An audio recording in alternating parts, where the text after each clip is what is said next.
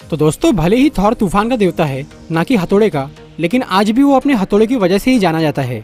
Ragnarok की शुरुआत में हेला ने म्यूनिर तोड़ दिया था, लेकिन इस हथियार की कहानी अभी खत्म नहीं हुई है। थॉर की 4th मूवी में म्यूनिर हमें फिर से दिखने वाला है, जिसे उठाकर जेन फॉस्टर फीमेल थॉर बनेंगी। लेकिन सबसे बड़ा सवाल ये है कि ये टूटा हुआ हथौड़ा वापस कैसे आएगा। इसीलिए आज हम बात करेंगे कि Thor love and thunder movie में म्यूनिर कैसे वापस आ सकता है। तो आइए देखते हैं म्यूनिर कैसे वापस आएगा। इस बारे में अब तक कई सारी फैन थ्योरी सामने आ चुकी है। इनमें से कोई एक थ्योरी सही हो सकती है या फिर मूवी में हमें कुछ नया ही देखने को मिले, लेकिन फैन होने के नाते फैन थ्योरी डिस्कस करना तो बनता ही है। तो आइए एक एक करके इन सभी थ्योरीज पर नजर डालते हैं। सबसे पहली थ्योरी काफी सिंपल है। इसके हिसाब से थॉर 4 में म्यूनिर वैसे ही वापस आ सकता है जैसे कि एवेंजर्स एंड गेम में आया था। एंड गेम में हमने देखा था कि थॉर जब रियलिटी स्टोन लेने एसगार्ड गया था, तब वहां से उसने अपना हथौड़ा भी ले लिया था ताकि वो थैनोस को अच्छे से ठोक सके। पर आखिर में कैप्टन अमेरिका ने म्यूनिर को वापस लौटा दिया। इसीलिए थॉर 4 मूवी में म्यूनिर को वापस लाने का सबसे सिंपल तरीका है time travel.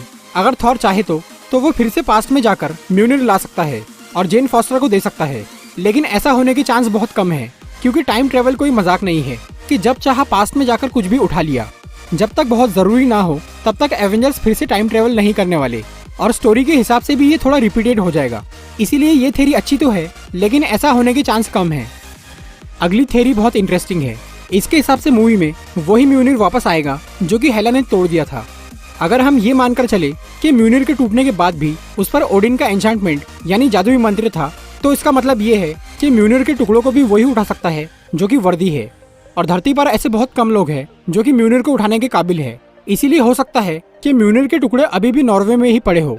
The mighty Thor comics में जब थॉर अनवर्दी हो गया था, तब जेन फॉस्टर को ये लगा था कि दुनिया को थॉर की जरूरत है, इसीलिए तब उसने म्यूनिर उठाया था। जेन फॉस्टर वर्दी थी, इसीलिए म्यूनिर को उठाते ही उसमें थॉर की शक्तियां आ गई। एमसीयू में थॉर अभी अनवर्दी तो नहीं है, लेकिन फिलहाल वो गार्डियंस के साथ स्पेस में है।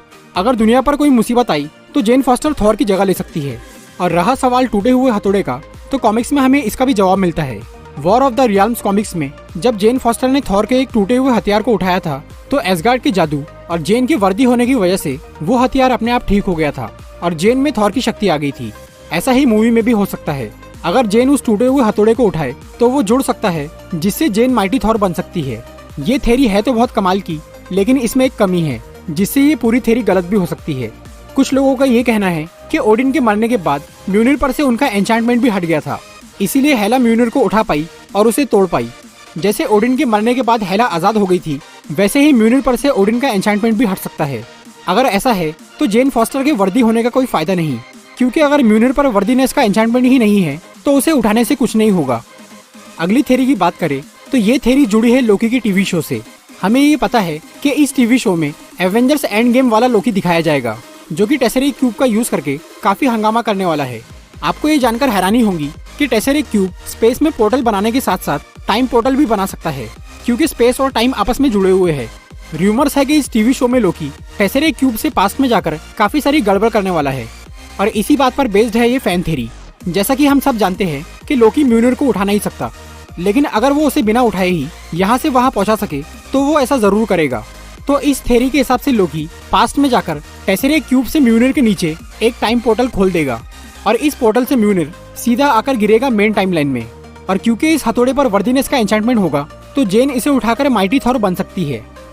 सबसे आखिरी थ्योरी की बात करें तो इस थ्योरी के हिसाब से Thor love and thunder movie में एक नया म्यूनिर बनाया जाएगा।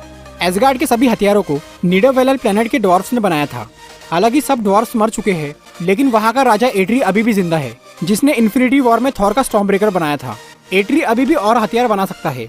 एवेंजर्स एंड गेम के आखिर में थॉर ने वेलकरी को एसगार्ड की जिम्मेदारी सौंपी थी, इसीलिए अगर वेलकरी चाहे तो वो एट्री से एक नया म्यूनिर बनवा सकती है। पर अगर ऐसा हुआ तो फिर वर्दीनेस के एन्चांटमेंट का क्या? ओडिन तो अब मर चुके हैं। हो सकता है कि स्टॉर्म ब्रेकर के जैसे ही उस नए म्यूनिर में भी पहले से ही कुछ पावर्स हो, जिसे उठाकर जेन फॉस्टर में थॉर की जैसी शक्तियां आ जाए। तो दोस्तों, ये थी म्यूनिर के वापस आने के बारे में एक फैन थ्योरी वीडियो। आपको इनमें से कौन सी थ्योरी सही लगी हमें कमेंट में जरूर बताइए। अगर आपको ये वीडियो अच्छी लगी हो तो इसे लाइक और शेयर जरूर करिए।